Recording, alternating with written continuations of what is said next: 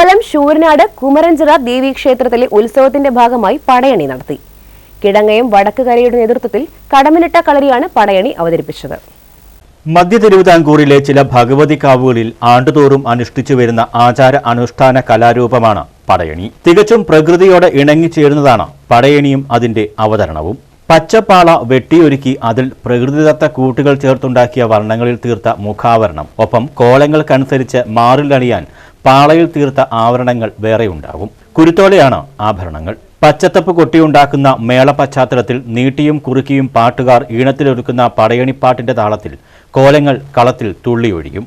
ആദ്യ ദിവസത്തെ പ്രധാന ചടങ്ങ് ചൂട്ടുവയ്പ്പാണ്. ചൂട്ടുകറ്റ കെട്ടി കാവിലമ്മയുടെ നടക്കിൽ ചെന്ന് ശ്രീകോവിലിൽ നിന്ന് ചൂട്ടുകറ്റിയിൽ അഗ്നി പകർന്ന് ബലിക്കൽപുരയിൽ നിന്ന് വാങ്ങി പടയണിക്കളത്തിലേക്ക് കൊണ്ടുവരുന്നു.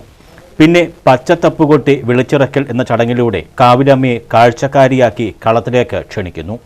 അടുത്ത ദിവസം കാച്ചിക്കൊട്ടാണ്. വിളക്ക് വെച്ച് അതിനു ചുറ്റുമിരുന്ന് തപ്പുമേളം മുഴക്കുന്നു. പിശാച്, ഭൈരവി, മാടൻ, മറുത, പക്ഷി, യക്ഷി തുടങ്ങിയ കോലങ്ങൾക്കൊപ്പം കളത്തിൽ വിനോദരസ പ്രാധാന്യമുള്ള ചില കോലങ്ങളും തുള്ളിയൊഴിയുന്നു. ഇരു കൈകളിലും കത്തിച്ച ചൂട്ടുകറ്റയേന്തി കളത്തിലെത്തുന്ന പിശാച് കോലം എത്തുന്നതോടെ കളം ഉണരുകയായി. അതുകൊണ്ട് തന്നെ നമ്മുടെ കൃഷിയെ സംരക്ഷിക്കുന്നതിന് വേണ്ടി പിശാചിന്റെ രൂപം അമ്മയുടെ മുമ്പിൽ പണ്ട് അമ്മ കണ്ട രൂപമാണ്. ആ രൂപത്തെ വീണ്ടും അമ്മയുടെ മുമ്പിൽ ആവർത്തിക്കുകയാണ് പടയണി എന്ന് പറയുന്ന കലാരൂപത്തിൽ കൂടി പിശാചിന്റെ പാട്ടുപാടി പിശാച് ആവർത്തിക്കുകയാണ്. പടയണിയിലെ ഏറ്റവും പ്രാധാന്യമർഹിക്കുന്ന കോലമാണ് ഭൈരവി. കമുകിൻ ചട്ടത്തിൽ ഒരുക്കുന്ന പാളകളുടെ എണ്ണമനുസരിച്ച് ഭൈരവി കോലത്തിന്റെ വലിപ്പവും കൂടും. 101, 501, 1001 ഇങ്ങനെ പാളകളുടെ എണ്ണമനുസരിച്ച് അതിന്റെ വലിപ്പം കൂടും. അരക്കിയക്ഷി, അന്തരയക്ഷി, സുന്ദരയക്ഷി തുടങ്ങി വിവിധ യക്ഷിക്കോലങ്ങൾ കാഴ്ചക്കാരിൽ ഭയവും ഭക്തിയും ഉണർത്തും. ദേശഭേദമനുസരിച്ച് ആചാരങ്ങളിലും അവതരണത്തിലും ചെറിയ വ്യത്യാസങ്ങൾ കാണാൻ സാധിക്കും. പടയണിയിൽ 2 ചിട്ടകൾ നിലനിൽക്കുന്നുണ്ട്: തെക്കൻ ചിട്ടയും വടക്കൻ ചിട്ടയും. പ്രാരംഭ ചടങ്ങുകളിൽ വ്യത്യാസങ്ങൾ കാണാൻ സാധിക്കുമെങ്കിലും സങ്കല്പങ്ങളെല്ലാം ഒന്നുതന്നെ.